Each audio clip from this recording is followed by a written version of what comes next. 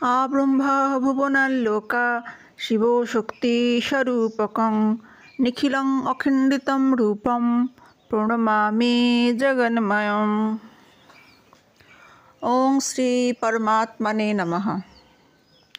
প্রিয় ভাই বোন বন্ধু গুরুজন সকলকে ভালোবাসা এবং শ্রদ্ধা জানাই।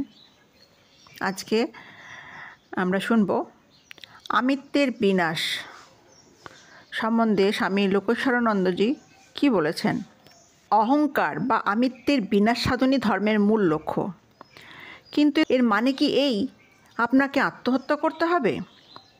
আর তা না হয়ে যদি এর অর্থ অন্য কিছু হয়, যেমন ধরুন নিজের ক্ষুদ্র অহংকে বলি দেওয়া, তাহলে তাই বা আপনি কেন করতে যাবেন? এতে আপনার কি লাভ হবে? আর অহংকারকেই বা আপনি কি করে বিনষ্ট করবেন? প্রকৃতপক্ষে অহংকে মারার অর্থ আমি বা আমার এই বোধ দুটিকে নিঃশেষে মুছে ফেলা। কারণ এই বোধ দুটি ঘিরেই আমাদের বর্তমান অস্তিত্ব ঘুরপাক খাচ্ছে। অহংবোধকে পরিতৃপ্ত করা এবং তার খেয়াল খুশি চরিতার্থ করার জন্যই আমরা যেন বেঁচে আছি, আমরা যেন তার দাস। তা না হয় হলো, কিন্তু এই অহং বা অহংকার বস্তুটি কি?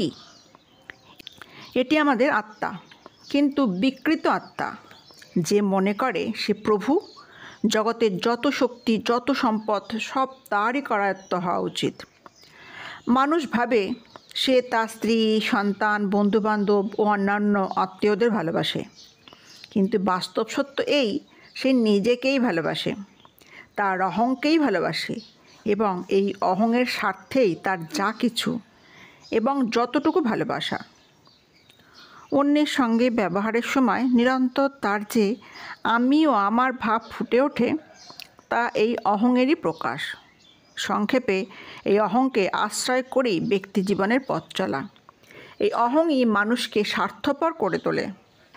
জগতের যত সমস্যা তার মূলেই কিন্তু এই স্বার্থপরতা। ব্যক্তি, সম্প্রদায় এবং বিভিন্ন দেশ যে পরস্পরের সঙ্গে কলহ করে, তার কারণ তারা স্বার্থপর। যুদ্ধ বাধে কারণ কিছু দেশ অতিমাত্রায় স্বার্থান্ধ। কিছুটা স্বার্থরক্ষার প্রবণতা হয়তো স্বাভাবিক, কিন্তু মাত্রাতিরিক্ত হলে তা বিপজ্জনক হয়ে ওঠে।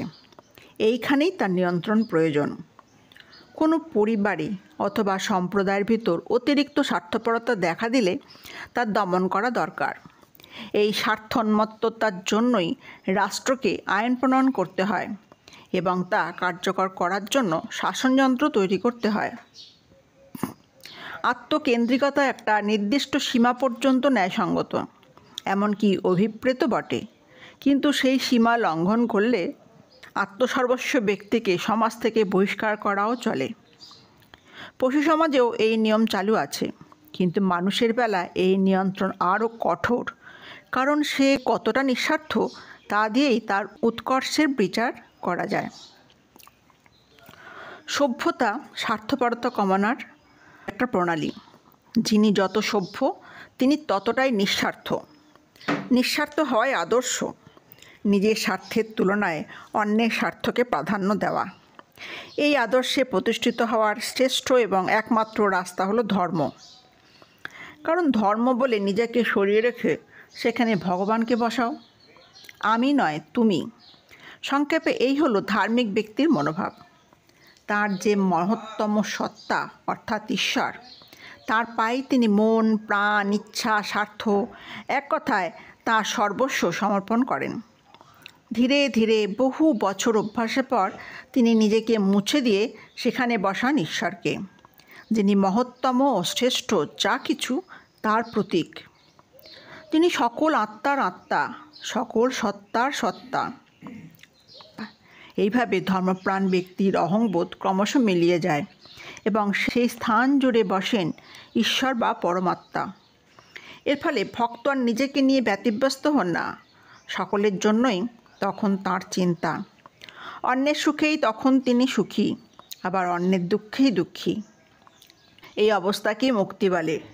মুক্তি মানে নিঃস্বার্থপরতার বন্ধন থেকে মুক্তি। আপনি সকলের থেকে আলাদা এক ব্যক্তি সত্তা। এই বিচ্ছিন্ন বোধ থেকে মুক্তি।